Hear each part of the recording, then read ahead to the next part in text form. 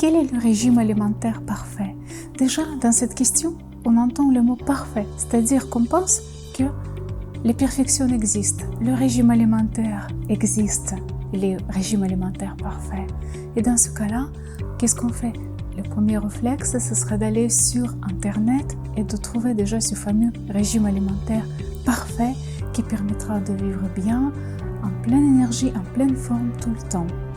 J'ouvre les pages sur Internet, je regarde et je vois, il y a plusieurs régimes différents. Lequel choisir?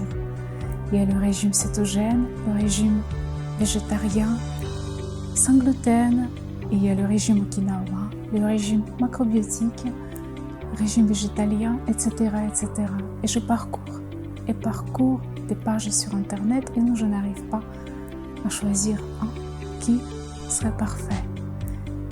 Justement, le problème c'est que quand on lit les informations qui sont présentes sur Internet, on se rend compte que tous ces régimes-là, ils ont leurs points forts et leurs points faibles. Prenons le régime qui est très à la mode depuis plusieurs années, le régime alimentaire cétogène, et on lit, on regarde les informations qui sont présentes. Donc, le régime cétogène, il s'agit de réduire les glucides et les protéines et faire l'accent sur les lipides, donc les bonnes graisses. Il permet de perdre les kilos en trop rapidement, mais aussi d'assécher le corps, donc de le rendre plus beau. Souvent, il est utilisé dans le milieu sportif avant des compétitions. Donc, un sportif, il suit ce régime pendant une semaine ou deux, il obtient des résultats incroyables, et ensuite, il fait la compétition, et puis il revient à son mode alimentaire habituel. Donc, c'est juste sur le court terme. Et je connais aussi des personnes qui suivent ce régime depuis plusieurs années et qui disent que voilà, je me sens bien, je me sens en forme et je vis très bien avec ce régime. Et cependant, il y a beaucoup de gens qui ont testé ce régime et ils ont dit qu'ils ont pas mal souffert. C'est dur de tenir, c'est difficile de garder ce régime pendant plusieurs jours, plusieurs mois, etc. Donc, ils testent sur une semaine ou deux et ensuite ils abandonnent. Voilà, puis il y a le régime végétarien, donc on exclut tous les produits animaliers sauf les produits laitiers. Mais les produits laitiers aussi, si on regarde les informations, c'est pas forcément très bon pour la santé. Puis on pourrait choisir éventuellement le régime végétalien, donc l'alimentation est basée principalement sur les fruits, légumes, donc tout ce qui est produit végétal. On exclut tous les produits animaux. Enfin, on trouve le régime macrobiotique qui est d'origine japonaise et qui nous promet la longévité. Donc, il y a pas mal de personnes au Japon qui suivent ce régime qui est basé principalement sur les céréales complètes. Donc, si on prend l'assiette classique dans ce régime, il y a les céréales complètes. Ensuite, il y a des légumes crus et cuits. Et puis, un petit peu de protéines et un petit peu de glucides. Les glucides, principalement, c'est les fruits secs ou les fruits frais. Voilà. Et on vit comme ça pendant longtemps. Mais lequel choisir finalement? Quel est le régime alimentaire parfait? Et là, on se rend compte que le régime alimentaire parfait n'existe pas. Parce que tous ces régimes alimentaires, ils ont leurs qualités, mais ils ont aussi leurs défauts. Donc, quand on entend le mot défaut, on ne peut pas parler de la perfection. Et finalement, on arrive à la conclusion que le régime alimentaire n'existe pas. Mais qu'est-ce que, dans ce cas-là, quelle décision à prendre? Déjà, on pourrait dire autrement. Ne pas dire le régime alimentaire parfait, mais plutôt dire le régime alimentaire le plus adapté à mes besoins, le plus adapté à ma personnalité, à mon état de santé, à mon capital génétique, etc. Parce que nous sommes tous différents. Il y a un régime qui correspond à une personne, mais si on prend une autre personne, ça ne va rien avoir. Ça ne va pas correspondre. Et ensuite, il y a aussi les difficultés avec les éléments, parce qu'on peut avoir des intolérances, des allergies. Pour cela, pour connaître ces éléments, parce qu'on peut avoir des allergies, on peut être intolérant, mais on peut ne pas le savoir. Donc dans ce cas-là, il y a deux façons de faire. Déjà, il y a certains laboratoires qui proposent un test pour voir quel élément vous correspond et quel élément ne vous correspond pas. Donc déjà, c'est assez rapide.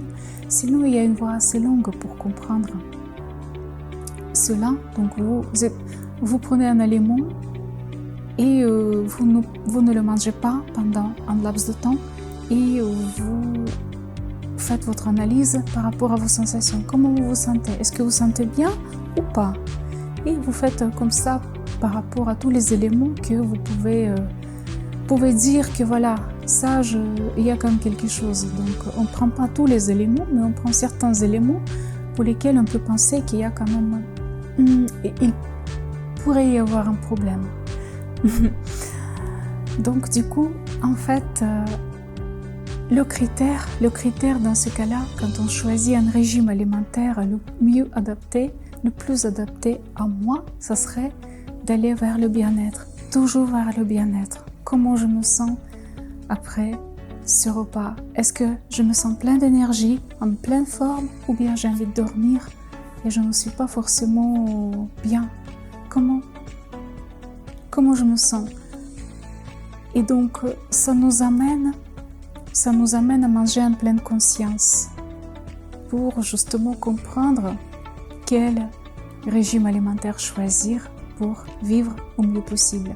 D'ailleurs, Alain Rousseau, grand naturopathe français, quand les clients lui posaient les questions, mais qu'est-ce que je devrais manger? Il répondait toujours la même chose.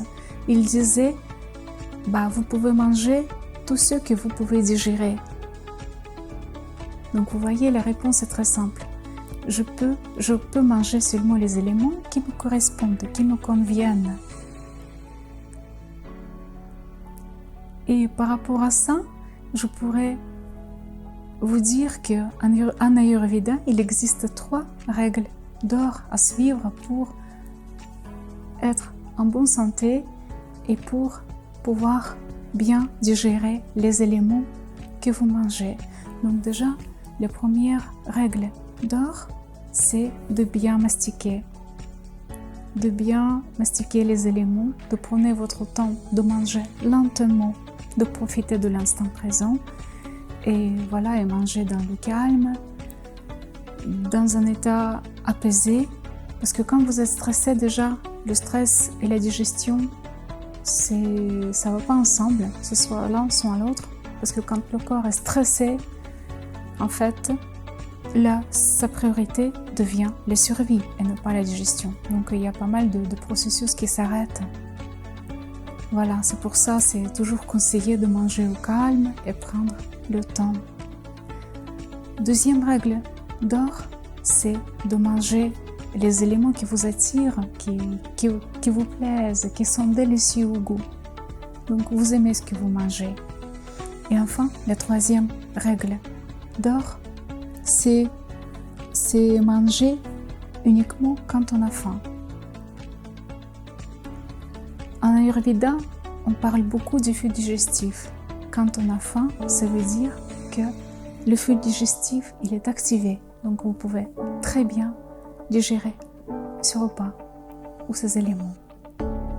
Voilà, donc le critère principal dans le choix du régime alimentaire, ce serait toujours d'aller vers le bien-être, de manger le plus sainement possible, les produits naturels. On peut toujours prendre suivre l'exemple de la nature, voir que par exemple chez les animaux, comment ils font, comment ils mangent. Ils mangent toujours les éléments qui leur sont propres, qui leur correspondent mieux, donc dans les milieux naturels. Ils mangent toujours cru, il n'y a aucun animal qui fait cuire les éléments déjà, et ils mangent par rapport aux saisons. Donc on pourrait bien suivre leur exemple. C'est vrai que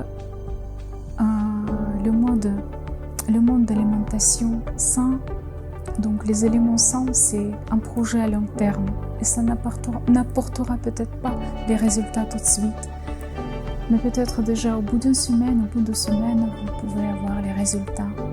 Et en fait, déjà, à mon avis, ce n'est plus le régime alimentaire, mais c'est plus le mode de vie sain.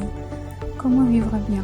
Pour vivre bien, je vais bien manger, je vais prendre soin de mon corps pour être au mieux possible, pour me sentir le mieux possible.